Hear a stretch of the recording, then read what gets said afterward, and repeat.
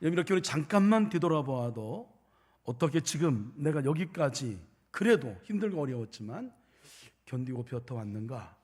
그 넘기 어려운 산을, 언덕을, 그 견디기 어려웠던 세찬 파도와 거센 바람을 어떻게 이겨내고 내가 지금 여기까지 오게 되었나 생각해 보면 우리 엘리제이가 찬양했던 그 찬양의 주제처럼 또 우리 시온 성가대가 찬양했던 것처럼 하나님의 은혜인 줄로 믿습니다. 예. 하나님의 은혜다, 이 고백이 절로 나오게 됩니다. 그래도 그렇게 하나님의 은혜를 깨달을 수 있도록 우리 주변에, 그래서 우리가 견딜 수 있었던 것은 하나님의 은혜였고, 지금 내 주변에 있는 소중한 우리 가족들, 그리고 믿음의 친구들, 내가 아파하는 것보다 더 아파하며 때로는 어깨를 빌려주고 따뜻한 손을 내밀어준 소중한 우리 속회 식구들, 그리고 선교의 친구들, 믿음의 우리 가족들이 있어서 여기까지 이르게 된 것 우리가 인정하지 않을 수 없습니다. 우리 그 마음을 담아서 옆에 있는 성도님과 정말 따뜻한 인사를 나누게 될 텐데, 여러분 바로 옆에 있는 분만 나누지 마시고 뒤에 있는 분하고도 한 5명 정도 이렇게 좀 인사를 좀 나누겠습니다. 덕분입니다. 감사합니다. 인사하겠습니다. 네. 네.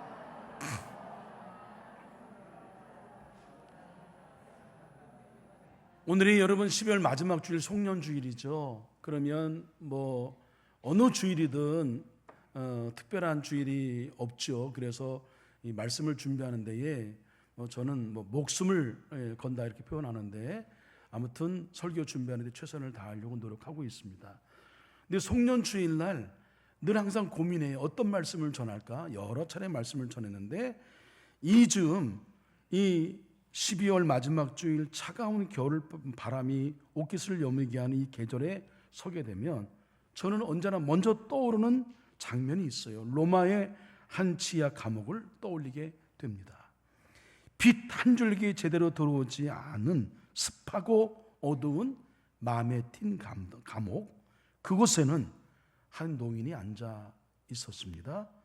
평생을 길 위에서 보낸 사람, 복음을 위해 수없는 매를 맞은 사람, 강의 위험과 강도의 위협을 겪으면서 이제는 차가운 쇠사슬에 손발이 메인 채 인생의 마지막 겨울을 맞이하고 있는 한 노인, 누굽니까? 사도 바울입니다.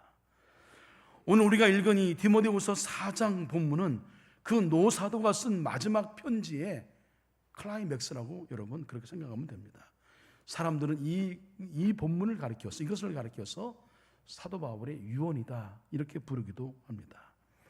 펜 끝에 잉크 대신 눈물을 찍어 눌러 쓴 것 같은 이 비장한 고백, 이 비장한 고백은 2000년이라는 시간을 뛰어넘어 오늘 우리의 가슴을 울리기에 충분하다. 그래서 송년주일 마지막 때에 어떤 말씀을 준비할까 고민 중에 다른 본문이 생각나지 않았습니다. 몇 해 동안 제가 이 본문을 갖고 말씀을 전하고 있습니다. 저는 오늘 또 한 해를 보내는 이 엄숙한 시간 속에서 사도 바울이 자신의 생애를 걸고 던졌던 질문과 대답을 또 한 번 여러분과 함께 나누고자 합니다. 한 해의 끝, 그리고 인생이나 우리 여정 중에서 반드시 어느 지점에서는 우리가 꼭 물어야 할 질문이기 때문에 그렇습니다. 첫째, 3가지 질문 중에 첫 번째 질문, 나의 삶은 거룩한 낭비였는가? 6절 말씀을 근거해서 말씀을 드리는 겁니다. 우리는 나의 삶은 어떻게 소비되었는가? 이것을 물어야 한다라고 하는 겁니다. 본문 6절 말씀, 바울의 충격적인 고백을 우리 함께 고백합니다. 시작. 전자와 같이 내가 벌써 부어지고 나의 떠날 시각이 가까웠도다. 여러분, 전제라고 하는 것은 구약의 제사의 한 방법이죠. 근데 제사를 드릴 때에 가장 마지막에 그 제물 위에 포도주나 독주를 이렇게 붓는 의식을 가리켜서 전제다 이렇게 얘기를 합니다. 한번 여러분 상상을 좀 동원해 보시기 바랍니다. 뜨겁게 달아오른 제물과 제단이 있어요. 그 제단 위에 붉은 포도주가 부어지게 됩니다. 어떤 현상이 일어날까요? 칙 하는 소리와 함께 하얀 수증기가 피어오를 거예요. 그리고 포도주는 순식간에 증발해 버릴 겁니다. 흔적도 없어요. 다시 주워 담을 수도 없어요. 여러분, 세상의 눈으로 볼 때의 사도 바울의 인생은 철저한 낭비처럼 보였을 겁니다. 왜냐하면 사도 바울은 당시에 우리가 말하는 인생의 성공의 기준으로 볼 때 충분히 성공할 수 있는 여건을 갖춘 사람이에요. 당대 최고의 석학 가말리엘 문화에서 공부했던 제자였고 로마의 시민권을 가졌어요. 전도 유망한 사람입니다. 똑똑했습니다. 근데 그가 이름 없는 나사렛 예수를 전하다가 갖고 있는 재산 다 잃고 건강도 잃어버리고 명예도 잃어버리고 이제는 감옥에서 목이 잘려 죽을 운명에 처해 있다. 그의 젊음, 그의 지식, 그의 열정이 그 차가운 감옥 바닥에 쏟아진 포도주처럼 허무하게 증발해 버린 것만 같습니다. 그러나 사도 바울은 이것을 가리켜 허비라고 말하지 아니하고 뭐라고 얘기했습니까? 전제라고 얘기합니다. 어떤 뜻이에요? 나는 낭비된 것이 아니라 하나님께 부어진 것이다. 다 같이 아멘. 나는 낭비된 것이 아니라 하나님께 부어진 것이다. 이것이 사도 바울의 자신의 삶에 대한 평가여 해석이에요. 하나님께 드려지는 향기로운 제사였다. 이렇게 고백합니다. 40년 이상 목회하시면서 외길 한 길을 걸어와 은퇴하신 우리 선배 목사님을 뵈면 그냥 절로 머리가 숙여집니다. 목회에 큰 족적을 남겼다, 큰 목회를 했다, 엄청난 일을 했다, 정치적으로 큰 역할을 했다, 그거 상관없습니다. 그냥 목회 외길을 쭉 걸어오면서 은퇴한 그런 마지막 그 선배 목사님들의 삶, 그건 목회를 경험한 우리들에게는 너무나 존경스러운 걸음걸음인 것을 우리 고백하지 않을 수가 없습니다. 가끔 이제 그분들과 이야기를 나눌 때에 많은 얘기들이 참 가슴을 먹먹하게 하는 그런 아픈 이야기도 있고 또 깊은 감동을 전해준 이야기도 있습니다. 그 중에 하나 목사님의 말씀이에요. 때로는 밑 빠진 독에 물 붓기 같은 날들이 있었습니다. 아무리 사랑을 쏟아도 변하지 않는 사람들을 보며 절망했고 교회 부흥이 멈춘 것 같은 때에는 제 무능함을 탓하며 강단에 엎드려 밤새 울기도 했습니다. 새벽마다 흘린 눈물이 강을 잃을 것 같았고 성도들의 아픔을 끌어안고 뒹굴다 보니 제 몸도 마음도 달아 없어지는 것 같았습니다. 내 청춘이, 내 건강이 다 사라진 것 같아 허탈할 때도 있었습니다. 이런 고백을 합니다. 저희들은 아니까 그분의 그 고백이 어떤 마음이 있는지 헤아려집니다. 근데 제가 오늘 사도 바울의 고백을 생각하면서 그 선배 목사님에게 외람되지만 꼭 들려주고 싶은 말씀이 이것입니다. 그것은 뭐냐면 주님을 위해 쏟아부은 시간은 사라진 것이 아닙니다. 그것은 하나님 보좌 앞에 향기로 올라간 것입니다. 증발한 것이 아니라 승화된 것입니다. 사랑하는 한서의 성도 여러분, 여러분의 지난 1년은 어떠했습니까? 정말 가족을 위해 뼈가 으스러지도록 일해왔죠. 직장에선 자존심을 굽혀가며 버텨야만 했고 교회를 위해 이름 없이 빚도 없이 수고했지만 손에 남은 것은 없어 보여요. 누구 하나 알아주지 않는 것 같습니다. 통장 잔고는 별 차이가 없이 여전하고 몸은 예전 같지 않고 남들이 알아주지 않아 섭섭한 마음이 가득할 수 있습니다. 근데 여러분 기억하십시오. 주님을 위해 사랑으로 쏟아부은 모든 시간은 결코 땅에 떨어져 사라진 것이 아니다. 그것은 하나님이 받으시는 거룩한 전제였다. 다 같이 아멘. 거룩한 전제였다. 우리가 그래서 물어야 할 것은 얼마나 남겼는가? 이게 아니에요. 나는 주님을 위해 남김없이 부어드렸는가? 전제의 삶을 살았는가? 이겁니다. 아낌없이 부어들인 인생만이 마지막에 향기를 남기는 거죠. 이런 사람은 두고두고 우리 후배, 우리 성도들이, 후대 우리 목회자들이 그분을 떠올리며 두고두고 회자하고 얘기하고, 그분의 삶을 다시 한번 뒤돌아보며, 그리고 나도 그 길을 가야 되겠다는 마음을 갖는, 우리 서신서에 말씀하신 하늘의 별과 같이 시대를 거스러도 계속 어둠 속에 빛을 내는 그런 하늘의 별과 같은 삶을 사는 거죠. 이 모든 것 여러분 기억하고, 우리가 그동안에 수고했던 모든 것들이 허비된 것이 아니다. 전제다. 하나님께 드려졌다. 할렐루야. 그런 질문을 해야 된다는 말씀이고, 둘째, 나는 완주하고 있는가? 7절 말씀을 근거해서 우리는 나는 끝까지 달리고 있는가를 물어야 한다는 겁니다. 사도 바울은 7절에서 자신의 인생을 세 가지로 요약하죠. 마치 자기 인생을 요약한 것 같고, 묘비에 쓴 그런 글과 같은 장엄한 선언이 바로 이 사도 바울의 고백입니다. 우리 다 함께 사도 바울의 심정으로 함께 고백하겠습니다. 시작. 나는 선한 싸움을 싸우고 나의 달려갈 길을 마치고 믿음을 지켰으니. 여기서 사도 바울은 인생을 싸움과 달리기로 묘사해요. 그런데 주목할 것은 그가 나는 이겼다 이거나 나는 1등을 했다 말하지 않는다는 점이에요. 나는 이겼어, 나는 1등이야, 이걸 얘기하지 않냐고. 뭐라고 얘기합니까? 나는 마쳤다, finished, 마쳤다, 완주했다. 1968년 멕시코 올림픽 마라톤 경기 일화, 너무나 여러분 유명한 일화죠. 그래서 제가 몇 차례 여러분에게 소개해드렸습니다. 탄자니아 선수예요. 존 스티븐 아쿠아리라고 하는 선수인데 경기 중에 넘어졌어요. 그런데 무릎 관절이 탈구가 됩니다. 다리가 엉망이 되었죠. 피투성이가 됐죠. 선두주자는 이미 돌아왔어요. 그래서 시상식도 다 끝났어. 그 끝난 저녁 7시 관중들은 당연히 다 떠나게 됐죠. 그런데 피 묻은 붕대를 감은 한 선수가 절뚝거리며 들어와요. 그가 결승선을 통과할 때 남아있는 소수의 사람들이 그를 기다리며 기립박수하며 감동의 눈물을 흘리며 그를 칭찬합니다. 기자가 물었어요.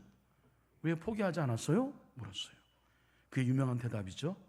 내 조국은 나를 이 먼 멕시코에 보내면서 출발하라고만 보내지 않았습니다. 완주하라고 보냈습니다. 그래서 완주하는 겁니다.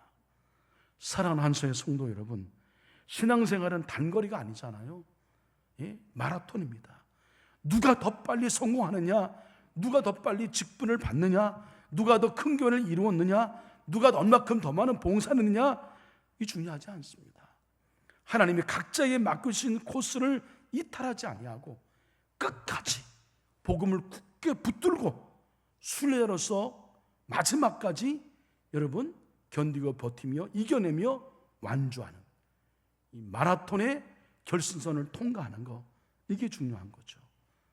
사랑하는 한서의 성도 여러분, 올 한 해 마라톤과 같은 2025년을 여러분 살아오는 과정 중에 여러분은 어떠셨습니까? 어떻게 살아왔습니까? 많은 싸움을 해오셨죠? 어떤 싸움 했습니까? 생각해 볼까요? 여러분 제일 많이 싸운 게 어떤 걸까요? 돈과 싸우지 않았어요? 우리가 돈을 많이 벌고 적게 벌고 이런 것을 일비하지 않았습니까? 또 사람과의 관계 싸움 하지 않았나요? 사업상의 관계라든가, 또 교회 안에도, 우리 성도들 안에도. 여러분 이게 뭐 별것도 아닐 가지고 그냥 싸울 일이 아닌데, 감정 대립할 일이 아닌데, 왜 그래요? 교회만큼은 그러지 말아야죠. 근데 우리 그렇잖아요. 또 우리 안에 우리가 어찌할 수 없는, 나도 모르는 사이에 내 안에 들어온 질병과의 싸움, 사고와의 싸움, 이런 싸움을 하지 않습니까? 한 번 아프면 여러분 모든 게 다 끝장난 것처럼 생각이 들잖아요. 다 아픈 것 외에 다 모든 일은 우선순위에 밀리잖아요. 싸웠어요. 우리는 돈과 싸웠고 사랑과 싸웠고 질병과 싸웠어요. 그러나 여러분, 우리가 진짜 싸워야 할 싸움은 선한 싸움이다. 사도 바울이 말하고 있는 거예요. 그 선한 싸움이 뭐예요? 하나님 영광 위에 사는 사람, 하나님의 뜻을 이루기 위하여 이 땅에 우리를 존재케 하신 이유가 뭐예요? 왜 우리를 생명의 존재로 하나님이 우리를 창조하셨고 보내셨어요? 생명이 있는 동안 우리는 하나님을 영화롭게 해드리기 위하여 이 땅에 존재한 거다. 하나님의 뜻을 실현하기 위하여 우리를 이 땅에 보내셨다. 그래서 우리가 사명을 감당하기 위하여 내 믿음을 우리가 온전히 지키기 위하여 내 안에 있는 죄성과 싸우고 불의와 타협하지 않으려는 싸움이 있고 믿음을 지키기 위한 거룩한 몸부림, 이게 선한 싸움이죠. 비록 지금은 지쳐서 절뚝거리고 있을지라도 여러분, 절대로 멈추면 안 됩니다. 하나님은 1등한 사람에게 상을 주신 것이 아니라 상처투성이라도 끝까지 완주하는 자를 기억하시고 그 완주하는 자에게 상을 주시는 분이심을 여러분 믿으시길 바랍니다. 나는 지금 이 길을, 이 순례의 길을 완주하고 있는가? 중간에 여러분 포기하고 싶을 때가 얼마나 많아요.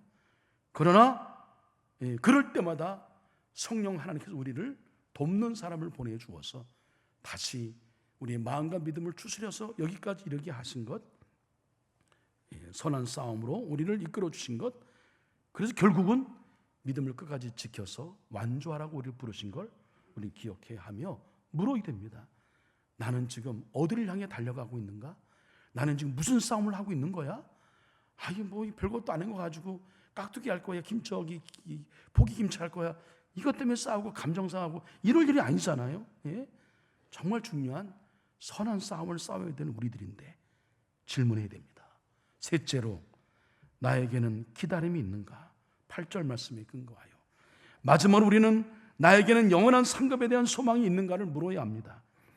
이제 사도 바울의 이 시선은 지나온 과거의 회상에서 다가올 미래의 확신으로 이동합니다. 8절 말씀이 그래요. 함께 읽습니다. 시작. 이제후로는 나를 위하여 의의 면류관이 예비되었으므로 주 곧 의로우신 재판장이 그날에 내게 주실 것이며 감옥 밖에는 서슬퍼런 네로 황제의 단두대가 기다리고 있어요.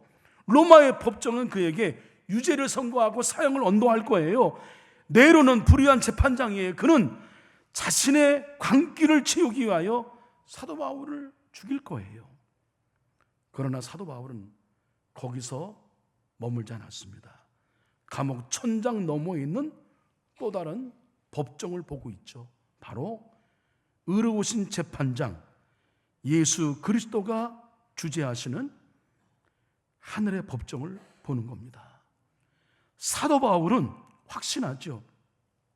이 땅의 법정에서는 죄수복을 입고 사형수로 죽어가지만 하늘의 법정에서는 의의 면류관을 쓰고 승자로 설 것이다. 이것이 사도 바울이 본 거예요. 그러니까 그는 이런 당당한 고백을 하는 거죠. 나는 선한 싸움을 싸웠다. 달려갈 길 다 갔다. 믿음을 지켰다. 그리고 그런 나에게 후에 의의 면류관이 예비되었다. 이걸 본 겁니다.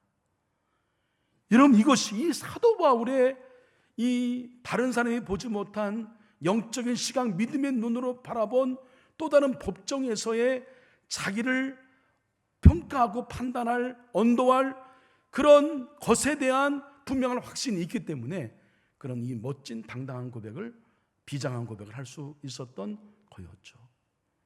이것이 여러분 우리 성도의 배짱이어야 되고요. 이것이 우리 그리스도인의 마지막 자존심이 되어야 하는 겁니다. 눈에 보이는 것으로 평가 판단해서 너 잘했어 못했어 이게 아니에요. 우리는 의로운 재판장이신 우리 주님의 나를 판단하실 것이다. 그로 인하여 나에게 의의 면류관 예비되어 있을 것이다. 여러분, 이 사도 바울이 받게 되는 이 의의 면류관은 사도 바울이 잘나서 받는 것이 아니에요. 예수 그리스도의 십자가 이 의를 힘입어 끝까지 믿음을 지킨 자에게 주어지는 하나님의 은혜의 선물인 걸 기억하시길 주님의 이름으로 간절히 축복합니다. 누가 뭐라 하든 뭐라 하지 아니하든 그저 내 믿음을 꿋꿋하게 지켜나가는 거죠. 우리 모두는 인생의 겨울을 맞이할 성도로서 제가 정말 오늘 꼭 권하고 싶은 것은 노후 대책이 아닙니다. 요즘에 우리 때가 되어서 그런지 모르겠지만 우리 목사님들 만나면 주로 나누는 얘기가 노후 대책이에요. 교회에서 어떻게 하고 노후 대책이 잘 준비가 안 되고 이해가 안 돼서 교회 안에 어려움이 있는 얘기 두루두루 합니다. 근데 여러분도 나름대로 노후 대책 다 준비하고 계시잖아요. 나름대로 최선을 다하고 계시잖아요. 국민연금부터 또 여러분 공무원은 공무원 연금 있고 나름대로 우리가 이제 은퇴 후의 삶을 그래도 어떤 격을 유지하고 최소한의 우리가 삶을 살아내기 위해서는 필요합니다. 그래서 여러분 많은 걸 준비하잖아요. 근데 여러분 우리가 정작 준비할 것은 노후 대책을 넘어서 사후 대책을 준비해야 됩니다. 사후 대책. 주님이 불러가신 이후에 내 천국에서 내가 어떤 삶을 살까? 천국 영생 대책을 우리는 준비해야 된다. 우리에게는 예비된 면류관이 있습니다. 사도 바울은 이 면류관이 자신뿐만 아니라 주의 나타나심을 사모하는 모든 자에게 도니라. 우리에게도 동일하게 적용되는 거라 이렇게 약속했습니다. 집사님, 우리 권사님, 장로님, 여러분이 이름 없이 교회 주방에서 주차장에서 교사로 땀 흘리며 섬겼던 그 모든 시간들, 우리 김문기 장로님이 꼼꼼하게 우리 여러 정말 이름 없이 빛도 없이 수고하시는 모든 그 섬김의 손길들을 기도로 아랬는데 그 모든 시간들, 모든 섬김들 사람들은 몰라줘도 의로우신 재판장 되시는 주님은 다 보고 계심을 믿으시길 바랍니다. 무화과나무 그늘에 있을 때에 내가 너를 보았노라. 저를 어떻게 아십니까? 제가 처음과 끝 그 한결같은 그런 사람인 걸 어떻게 아십니까? 예? 안과 밖에 다른 사람인 걸, 같은 사람인 걸 어떻게 아십니까? 예수님 말씀하셨잖아요. 무화과나무 그늘 아래 있는 것을 내가 보았다. 다 보겠습니다. 그분은 어떤 분이시냐?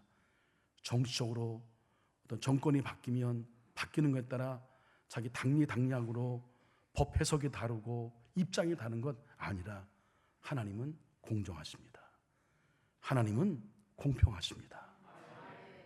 그 공정하시고 공평하신 공의와 정의로 우리를 판단하고 평가하시기 때문에 우리는 그 하나님의 평가에 대한 신뢰가 있는 거죠. 이 약속 때문에 우리는 오늘을 견딜 수가 있는 거예요. 억울한 일을 당해도 참을 수 있는 겁니다. 손해보아도 웃을 수 있는 거고, 여러분을 위한 면류관이 준비되어 있을 것을 믿으시길 바랍니다.